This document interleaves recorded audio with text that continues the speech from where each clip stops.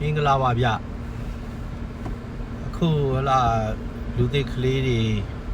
ဟောလူဟောင်းတွေရောတော်တော်များများတင်ပေါ်လိုက်ဖို့အလုပ်ရဖို့အတွက်လိန်ခံနေကြရတယ်ပေါ့နော်အဲ့နဲ့ပတ်သက်လို့ကျွန်တော်တခုခင်ဗျားတို့ရှင်းပြမယ်နော်ရှင်းပြတဲ့ကိစ္စကဘာလဲလို့ဆိုတော့2025ခုနှစ်အောက်တိုဘာလ15ရက်နေ့မှာ DMA ကနေပြီးတော့အမိန့်ကြော်ညာစာအမှတ်1မြေဆောင်2025ကိုထုတ်ပြန်လိုက်တယ်ပေါ့နော်အဲ့ဒီအဲမှာသူကဗာပြောထားတာရှိတယ်အဲ့မှာပါတဲ့စာတစ်ပိုက်ကဘာကိုရည်ညွှန်းထားတာရှိလဲဆိုတော့ခင်ဗျားတို့အလုပ်သွားလျှောက်ရင်နော်အလုပ်သွားလျှောက်လို့ရှိရင်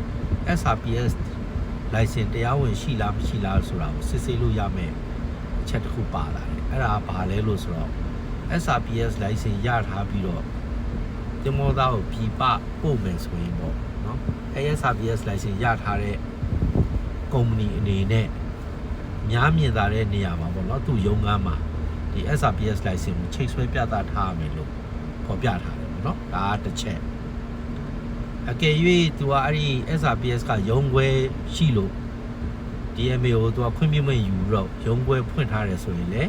အဲ့ဒီ SRPS license မိတ်တူကိုနော်ချိတ်ဆွဲပြသထားရမယ်လို့သူကညွှန်ကြားထားတယ်ပေါ့နော်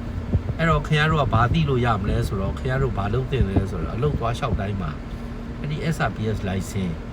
ရှိမရှိเนาะအများမြင်သားတဲ့နေရာမှာချိတ်ထားခြင်းရှိမရှိခင်ဗျားတို့ကြည့်ဖို့လိုမယ်ပြီးလို့ရှိရင်အဲ့ဒီမှာပါတဲ့အချက်လက်တွေကိုခင်ဗျားတို့မှတ်ဖို့လိုမယ်เนาะအဲ့ခင်ဗျားတို့အဲ့ဒီ SRPS license ကြည့်တာတို့ license ထဲမှာပါတဲ့အချက်လက်တွေကိုခင်ဗျားတို့မှတ်တာသားတာတို့ခင်ဗျားတို့လာပြီးတော့အဲ့ဒီ SRPS ရုံးကဝန်ထမ်းဖြစ်ဖြစ်ဘာဖြစ်ဖြစ်တယောက်ကလာပြီးဒါအောင်မလုပ်အောင်ဘာညာပြောရင်ခင်ဗျားတို့အဲ့ရုံးမှာလုံးဝအလုံးမရှောင်နဲ့နော်အလုံးမရှောင်နဲ့ခင်ဗျားတို့အလုံးရှောင်ခင်ဗျားတို့ပြဿနာတက်ဖို့နောက်မှာပြဿနာတက်လာဖို့များတယ်နော်အဲ့တော့ကျွန်တော်အနေနဲ့ SRPS license တရားဝင်လက်ဝယ်ကင်ထားပြီးတော့လိန်နဲ့မလိန်ဘူးဆိုတဲ့ဟာကိုတော့ကျွန်တော်မပြောလို့ဘူးသို့တော့နော်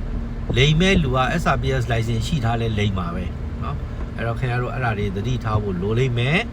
နော်ကျွန်တော်ပြောသလိုပဲ SRPS license ရှိတယ်မရှိဘူးဆိုတာကိုခင်ဗျားတို့တို့ရုံးခန်းနေမှာချိတ်ဆွဲထားတာကို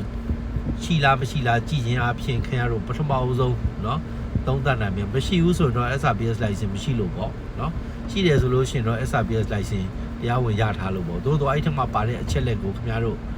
နော်ဓာတ်ပုံရိုက်ယူထားတာတို့ရေးမှတ်ထားတာတို့ခင်ဗျားတို့လုပ်တင်တယ်အဲ့လိုလုပ်လို့ခင်ဗျားတို့လာတာရင်အဲ့ဒီ SRPS license ယူထားတဲ့လူရှိမှလုံးဝအလုံးမလျှောက်ပါနဲ့